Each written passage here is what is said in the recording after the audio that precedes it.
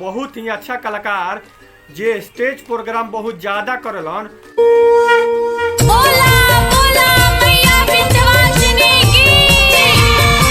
नमस्ते प्रणाम भाई लोग, हम मनीष प्रताप। भाई लोग आज हम वीडियो में रउआ लोग के एगो बहुत बढ़िया देवी पचरा के बारे में बताएं। ऐसे भाई लोग वीडियो के बिना स्क्रिप्ट के लिए वीडियो के पूरा देखिए, और अगर चैनल पर वो लोग नया कम जाए तो चैनल के सब्सक्राइब करिए, और वीडियो अच्छा लगे तो लाइक करिए, शेयर करिए।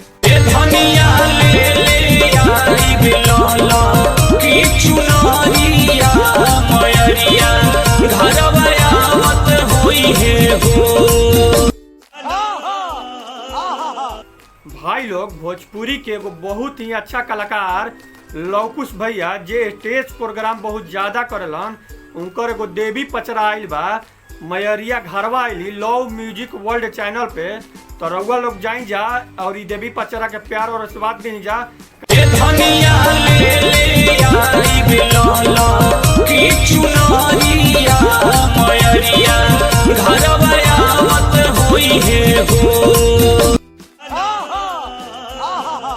भाई लोग भोजपुरी के एगो बहुत पुराना कलाकार और बहुत अच्छा कलाकार जेकर गायकी एकदम भरत शर्मा और पवन भैया जैसन बड़ुए लवकुश भैया, इनकर एगो देवी पचरा आइल बा, मयरिया घरवा आइली लव म्यूजिक वर्ल्ड चैनल पे आइल बा।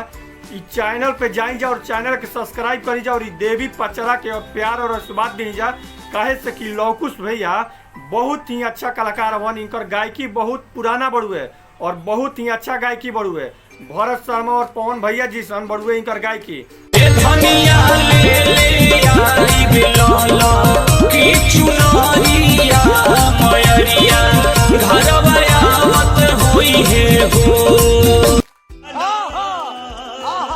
तो भाई लोग रउआ लोग इनकरा के सपोर्ट करी जा, काहे से कि बहुत पुराना और बढ़िया कलाकार हवन और हमार बड़ भैया हवन।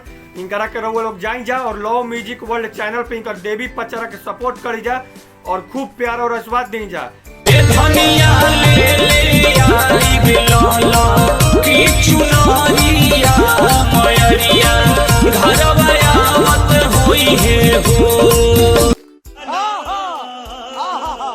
लव भैया के जवन देवी पचरा आइल बा, इ देवी पचरा बहुत ही अच्छा देवी पचरा लागता, एकदम पवन भैया जैसन देवी पचरा लागता। तो ये से जाई जा और गाना के सपोर्ट करी जा, देवी पचरा के सपोर्ट करी जा, और चैनल के उनकर सब्सक्राइब करी जा, और गाना के उनकर शेयर करी जा।